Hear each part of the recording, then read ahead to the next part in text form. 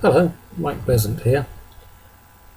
Various people have asked me what the difference is in terms of training in Majorca to training in the UK.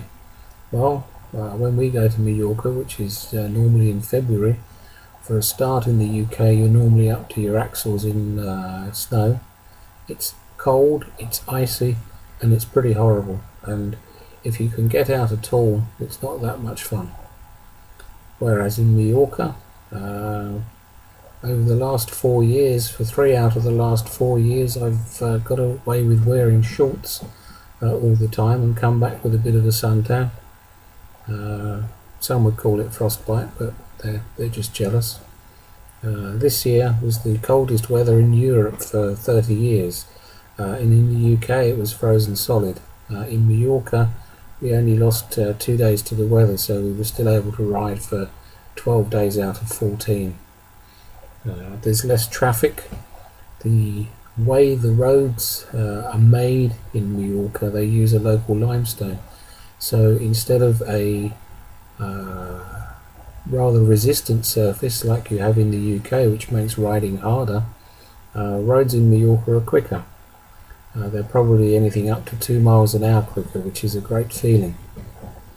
Although, because of that, and because that makes them a little bit more slippery in the wet, you can have some interesting and exciting times, particularly if you're going downhill. There's less traffic, the views are fantastic, you can ride pretty much all day sometimes and not see a car. And where you do see cars, even on the main road, the lorry drivers and cars seem to be reasonably forgiving.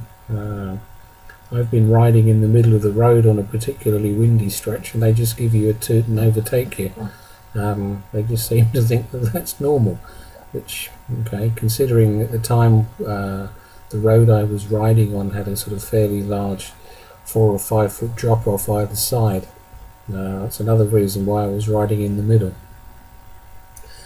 In terms of training, there are opportunities to ride and climb that don't exist in the UK. For example, if you ride from Pollença up to the monastery at Yuk, you can either go from on the west side or on the east side.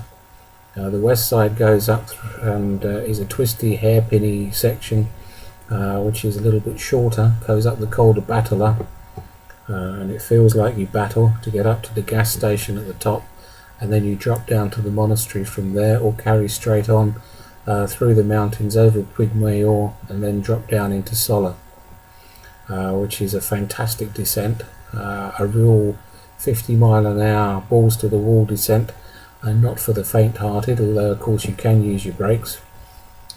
Some people do and some people don't. Interesting one, that. The climb out of Sola to come home again, you've got to climb the Col de Sola, which is I think something like 29 hairpins going up and about 27 coming down. But the good news then is that you've only got 40 miles back to Alcudia, which is relatively flat, again through fairly quiet roads. The longer climbs, well, yeah, I mean the climb up from Pollença to Yuk is 20 kilometers. Some people do it in 40 minutes. I've done it in 2.5 hours and been bloody glad to get there, because it's not always as easy as it looks.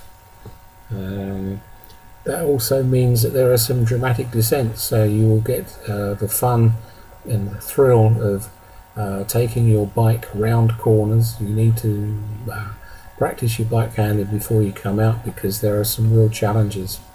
There are some other real famous runs there.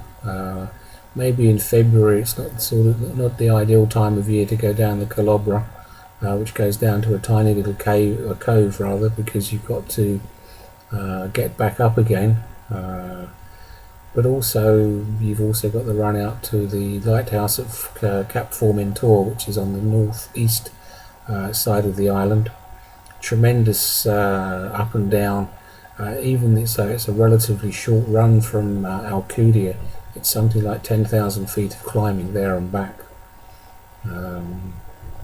And you will see mountain goats. They're one of the local challenges. When you come round a corner, you can find half a dozen of them sitting in the middle of the road, and they don't necessarily do what you expect. So there we are. You'll also meet some fabulous people. You'll get some real cycling tales that you can brag about, and some of those things can never be replaced. They're invaluable. I've made some wonderful new friends. I've ridden out with some great people. Sadly, some of them are no longer with us. It's one of those things that old cyclists never die. They just go to Majorca and don't come back. But all joking aside, it's one of the nicest holidays on a bike that you will ever have. I encourage you to check it out. If you want to give me a call, my number's 07985 020674. That's Mike Besant from Majorca Training Camps. Thank you.